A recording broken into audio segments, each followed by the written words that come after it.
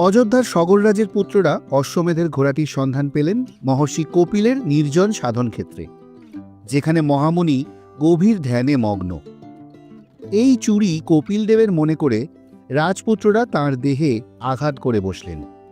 মহর্ষির ক্রোধে মুহূর্তেই তাঁরা ভস্মীভূত হলেন।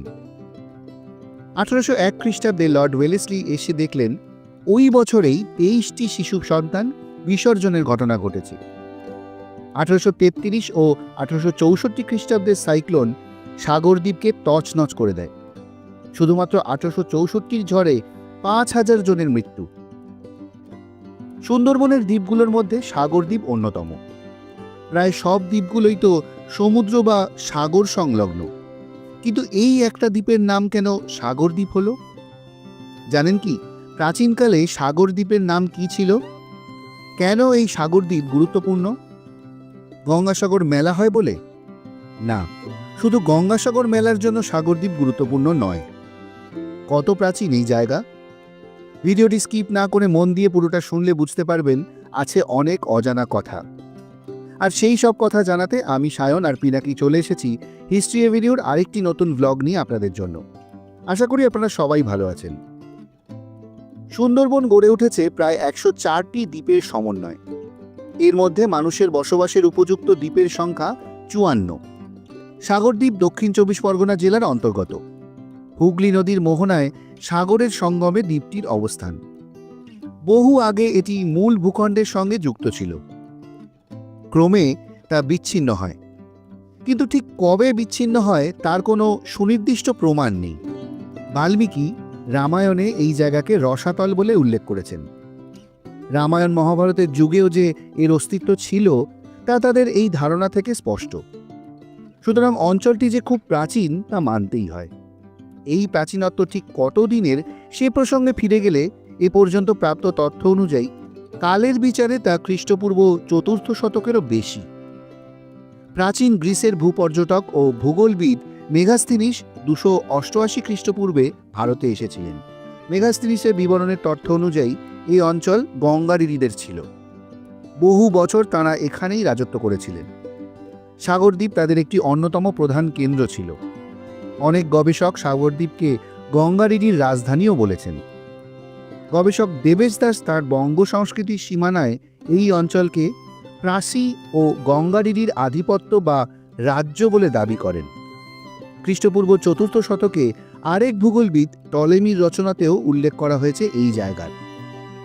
ডক্টর অতুল সুর তাঁর গবেষণায় বাংলা ও বাঙালির বিবর্তনে 1600-1700 শতাব্দীর এই অঞ্চলটিকে প্রতাপাদিত্যের নৌবাণিজ্য কেন্দ্র হিসেবে পুঙ্খানুপুঙ্খ তুলে ধরেন। তার মানে দেখা যাচ্ছে খ্রিস্টপূর্ব 14th শতাব্দীর পরপর সাগরদ্বীপে মানব সভ্যতার কোনো অস্তিত্ব বলতে প্রতাপাদিত্যের আমল, অর্থাৎ সময়ের বিচারে যা খ্রিস্টীয় 1600-1700 শতাব্দী। অনেকে এর মাঝের সময়কাল পর্বে সাগরদ্বীপকে জঙ্গলময় অঞ্চল হিসেবে মনে করেন। পরবর্তীকালে বিভিন্ন গবেষক খ্রিস্টীয় 8ম থেকে দ্বাদশ-ত্রয়োদশ শতাব্দীর মাঝামাঝি সময়েও সাগরদ্বীপের মানব সভ্যতার অস্তিত্বের কথা প্রমাণ করেন।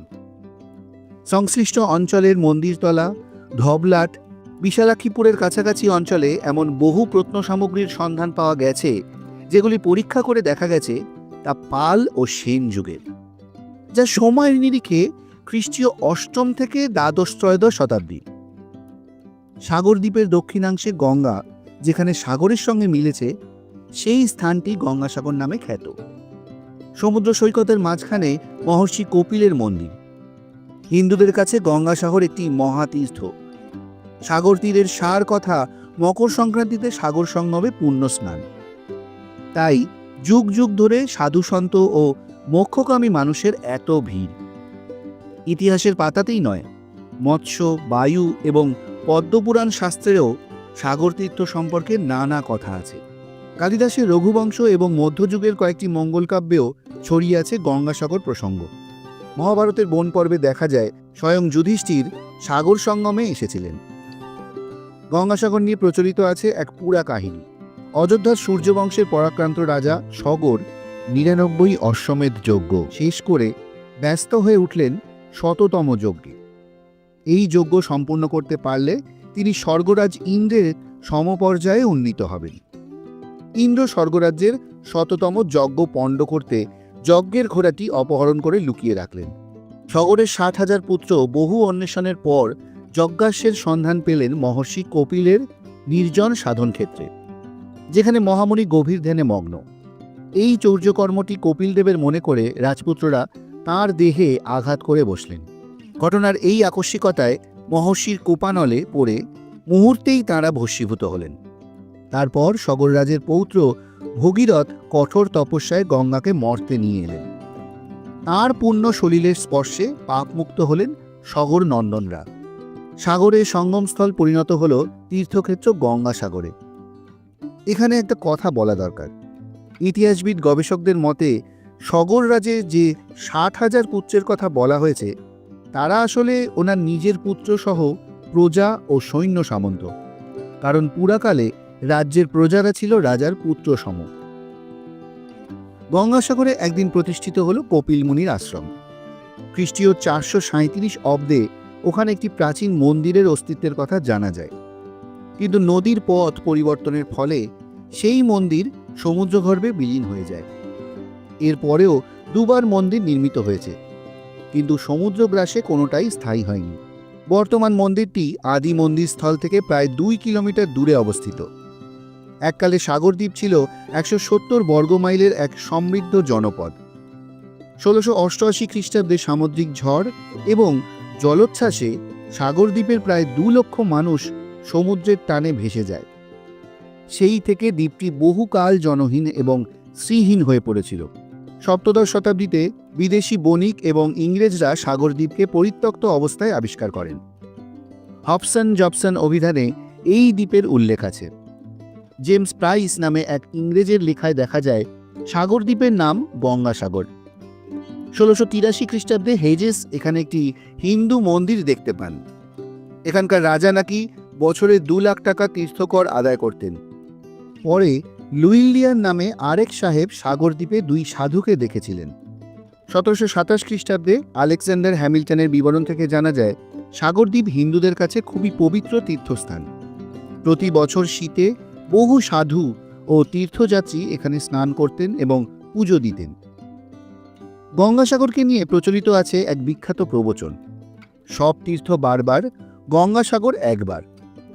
সেটা কি এই অঞ্চলের ঝড়ঝঞ্ঝা, দুর্গম ও বিপদসংকুল জঙ্গল ও নদী সমুদ্রপথের জন্য?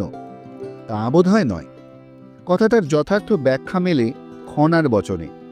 সেখানে বলা হয়েছে যারা শাস্ত্রীয় আচারের একটিও পালন করতে পারবেন না তারা যদি পৌষ সংক্রান্তির দিন শুধু একবার সাগর সঙ্গমে স্নান করেন তাহলে সব তীর্থের পুণ্য অর্জন করবেন। সাগরদ্বীপ 19বিংশ শতাব্দীর গোড়ার দিকে মেদিনীপুরের অন্তর্গত ছিল। মেদিনীপুরের রসুলপুর দিয়ে এর যোগাযোগ রক্ষা হতো।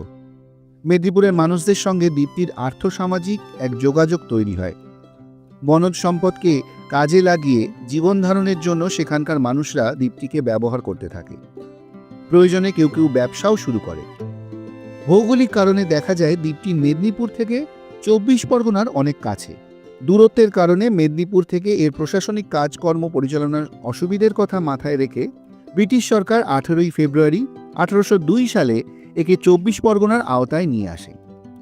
পলাশির যুদ্ধের পর ইংরেজ বণিকরা বাণিজ্যের উন্নয়নের জন্য বেছে নিয়েছিলেন সুন্দরবনের খাঁড়ি আর সাগর সঙ্গমের দ্বীপগুলি। বলতে গেলে ইংরেজরাই সাগরের পুনরুজ্জীবন ঘটান। তারা এই যে জঙ্গলাকীর্ণ সাগর দ্বীপে ফের বসতি করার পরিকল্পনা করেছিলেন তার সমর্থন পাওয়া যায় 1811 খ্রিস্টাব্দের সমাচার দর্পণে। একসময় গঙ্গাসাগরে সন্তান বিসর্জন প্রথা ছিল। সন্তানহীনরা এই মর্মে মানত করতেন যে তাঁদের সন্তান হলে প্রথমটিকে সাগরে অর্ঘ্য দেবেন। 1801 খ্রিস্টাব্দে লর্ড ওয়েলেসলি এসে দেখলেন ওই বছরেই 23টি শিশু সন্তান বিসর্জনের ঘটনা ঘটেছে। পরে আইন করে এই নির্মম প্রথা তিনি নিষিদ্ধ করে দেন। 1820 খ্রিস্টাব্দে মাত্র 4 আনা খাজনায় সাগরদ্বীপের ইজারা দেওয়া হয়। কিন্তু সাগর মেলার বর্তমান বারবারন্তের নেপথ্যে ইংরেজদের অবদান থাকলেও সাগর উন্নয়নে সেই সময় তাদের প্রচেষ্টা খুব যে ফলপ্রসূ হতে পারেনি তার অন্যতম কারণ উপর্যুপরি সামুদ্রিক ঝড়ঝঞ্ঝা ও জলপ্লাবন। 1833 ও 1864 খ্রিস্টাব্দের সাইক্লোন সাগরদ্বীপকে তছনছ করে দেয়। 19বিংশ শতাব্দীর শেষে সাগর যাত্রীদের সাহায্যে এবং সেবা শুশ্রূষার কাজে প্রথম এগিয়ে এসেছিলেন খাঁদুরাম নামে মেদিনীপুরের এক ধার্মিক রাজা। তিনি দরিয়াপুর থেকে নৌকাযোগে সাধু সন্ন্যাসী এবং সাধারণ তীর্থযাত্রীদের যাতায়াতের ব্যবস্থা করে দিতেন। তাছাড়া পানীয় জল এবং ওষুধপত্র দিয়েও সাহায্য করতেন। পথে চোর ডাকাতের উপদ্রব রুখতে সঙ্গে দিতেন সৈন্য সামন্ত। সাগরদ্বীপের অনেক কথাই তো শোনা গেল, এবার জানা যাক সাগরদ্বীপের নাম কি ছিল। বঙ্গোপসাগরের উপকূলে সুন্দর বনাঞ্চলের এই দ্বীপটিরই পৌরাণিক নাম শ্বেতদ্বীপ।